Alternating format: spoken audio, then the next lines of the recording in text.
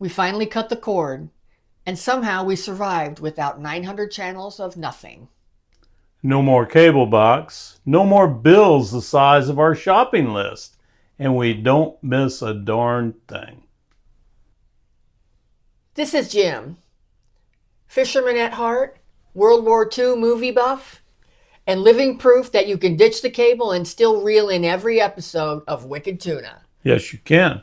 And this is Tab, British TV addict, Yes. and one of the few women I know that calls Midsummer Murders her happy place. It is. And together we're Unretired AF.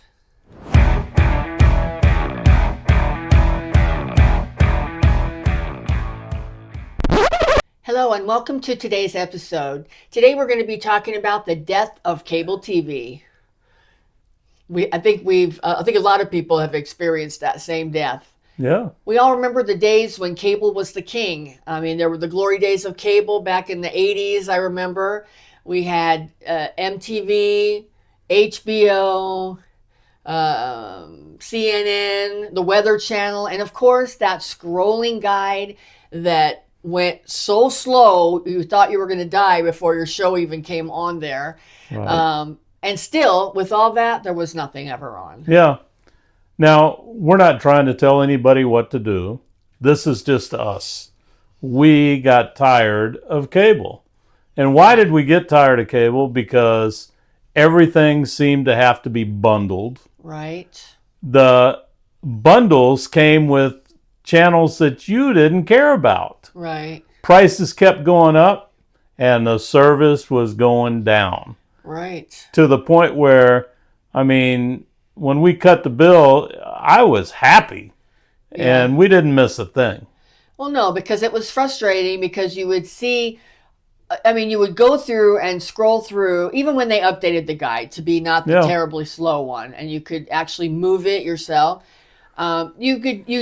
Honestly, one of the biggest times when we would have, not like I say arguments, but irritation, was me just scrolling and scrolling and scrolling and scrolling. It's just like, just pick something. Right. Because, I mean, there was never anything that we really wanted to watch. And each cable company had its own relationships with each major channel. Right. So some didn't have what we wanted, some had more than we wanted, but none of them had exactly what we wanted. Right. And we felt like we were paying for stuff we didn't watch. Right, right. You know, and that was frustrating. So why we finally cut the bill? Well, I think the biggest thing was that high monthly bill. I mean, It got crazy. I mean, didn't it get close to $200? Yeah, at the peak we were at $200. I mean, that's insane. That's insane, especially when you look at it now. Exactly. That's just crazy. It is. And we didn't watch anything different than we do now. Well, we watch better shows now. We do. At our choice. Yeah. Not when it's on for them. Right. For a fraction of that. Yeah. I mean, so in addition, I mean, there's a lot of reasons why we cut the bill. I mean, cut the cord. The high bill was just one of them. I mean, right. But even when we cut the high bill, we weren't getting we couldn't afford that in the highest speed internet either. Right. And right. Because it's that all wasn't even at the highest speed. Bundled. No. At 200. No. That's crazy. No. So to us, it was just, we're kind of rebels and we don't like paying for stuff that we're not using. Right. To us, it just got out of control and the service was terrible. Yeah. Well, and there were too many commercials. Way too many commercials. And there's no flexibility in it. I mean, you had to watch what was on. Yep. So what we did, we got rid of all that. I put an antenna up to get our local HD stations, which is about 50. Right. And we started streaming. Yeah. Why did we start streaming? Because it's a heck of a lot easier. Yeah. It's a heck of a lot cheaper because all we had to do was pay for our internet connection. Yeah. Which I got a screaming deal on that. 200 baud service with 20 upload for $50 a month. Yeah. With no contract. And it's cheaper, smarter, and we're able to customize what we want when we want it. Right. Well, and maybe explain to people, because I know we have two TVs, and they're both what were considered smart TVs. So, when you turn it on, there's an area you can go to, and you can upload various apps. Yeah. So we uploaded Netflix and Amazon Prime and a couple of other things that we watch. I think some things came preloaded on it, right? Like the Roku channel on ours was preloaded. Which then that also is all the Roku, like whatever car shows and do-it-yourself home shows and all that's preloaded, like 100, maybe even 150 plus great music channels that we're not having to pay extra for. Right. And it's awesome. Right. It's awesome. And there's like Tubi and Pluto. Right. And those are all they came standard with both of our with both of our smart TVs. Well, can you explain to people how they can cut the cord, like what that entails? Sure. So I guess what we just alluded to, you really need to have a smart TV. Mm-hmm. That's well, number one, you need to have an internet connection. Yeah. So if you cut your cable provider, just make sure that you don't cut everything, or I guess your cable provider, but shop around, because there is competition in that arena. Right. And, a lot of these quote unquote big name ones want you to sign a 2-year contract, quote unquote, to lock you in a price. Well, if the damn price is too high to start with, why do you want to be locked into it? Right. I mean, when I just recently did that and checked, there was $100 difference in carriers. Wow. So I made the decision, because baud speed is baud speed, to go with the cheaper one, and we've been very happy. Okay, very, very happy. Let's go back to us. We disconnected our cable. Right. We have a high-speed internet connection. Yep. And then you said we got an antenna. So for local channels. Yeah, I put an antenna up, and it's not very big at all, and it gets any HD TV broadcast that is free to the public. Right. And one of the apps on our smartphone says live TV. Right. So when we click on that, it opens up that antenna, and pulls in what's coming in on that. Yeah. And that's all traditional TV. It's like local networks, local weather. Pause it or do anything. It's just you're getting all your local channels. Right. Okay. That's correct. Okay. That's correct. All right. So it's much smarter and easier for us to manage that than cable channels we weren't using, and that damn high bill every month. Right. Well, and the TiVo bill, because when all that came out, we got the TiVo machine with the cable. So when it came on, whenever it came on, when we were working or doing other things, it would record with the TiVo. But that was like a $20-something bill every month too. Right. So we cut the TiVo off too, so that was another savings. Right. That we made. So that's really good. So how we watch now is, and what we use now is just basically what Jim described. I mean, we stream, and we can binge watch stuff that you can't binge watch on cable. No. No, you can't. And the great thing about streaming is there's no schedule. You can pull it up whenever you want. Right. Because it's basically just content. Yeah. So you're watching something. You're not very, very few things, unless you pay for it, are live. Right. But that's something we don't miss at all. No. We don't miss at all. No. I never saw why somebody would spend $100 to watch a live fight that could last only 2 seconds. But, people do it and they enjoy it. I'll watch it an hour later for free. But the stuff that is live that is a big time thing, like the Super Bowl, it's on network TV. So we just go to use our antenna, and we can pull that in. And the great thing about with the streaming is you can pause it. Yeah.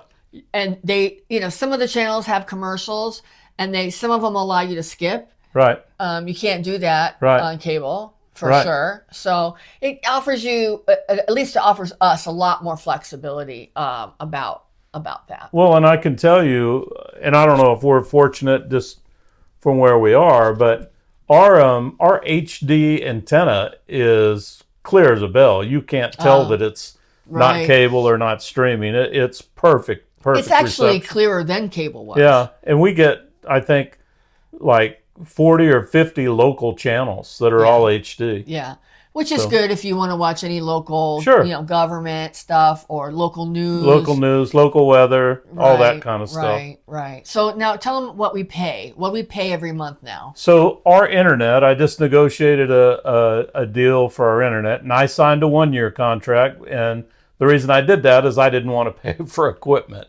So I signed a 1-year contract for them. For my 200 baud service, I locked in a $55 a month. Okay. Okay. We already had, and we have had for years, Amazon Prime. Right. So that's what, $125, $150 a year. It's gone up $150 a year. Yeah. But in doing that, lets us stream the Prime stuff. And there's a ton of stuff on Yeah. Prime, and it's not, and it wasn't an additional cost for us because we already have been Prime members for years. I've been a Prime member for 20 years. So we pay extra for Netflix. Yeah, it's like what? $15, $17, $20, something like that. It went up. I'm not sure if it's 17 or 20, but it's in that range. And then you have a couple add-on shows. Yes. Your British show. My British stuff on Acorn and my British stuff on BritBox. And those are $6 to $8 each. I can't remember how much. So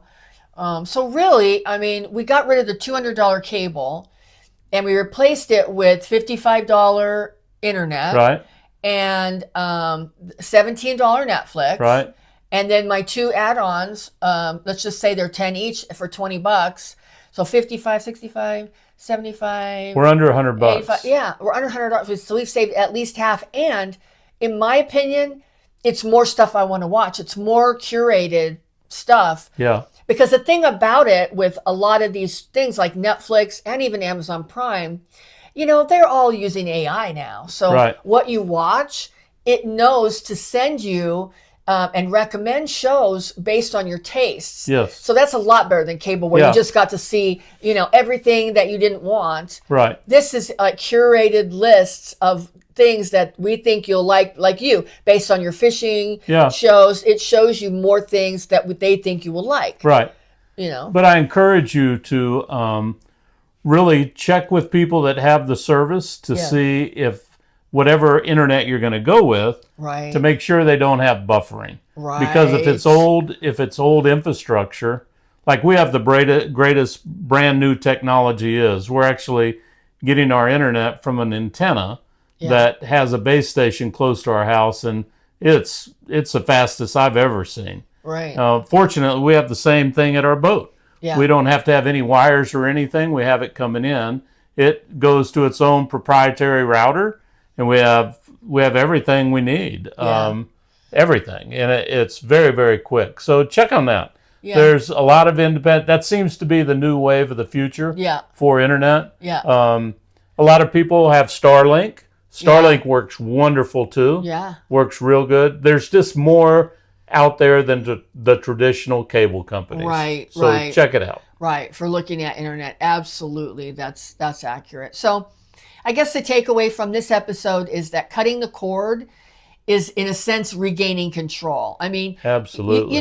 Think about how much time we spend on entertainment. It should be quality. We shouldn't just sit in front of the quote boob tube and just, become couch potatoes. That's not good. No. I mean, we should be watching stuff that is tailored for us, and that's the beauty of streaming. It is. Yeah. You can watch what you want, and you have a lot more control. Yeah. So with us, or with me in particular, I've always been a huge sports fan, but I don't have to see it live. I can see it delayed for a little bit. It doesn't.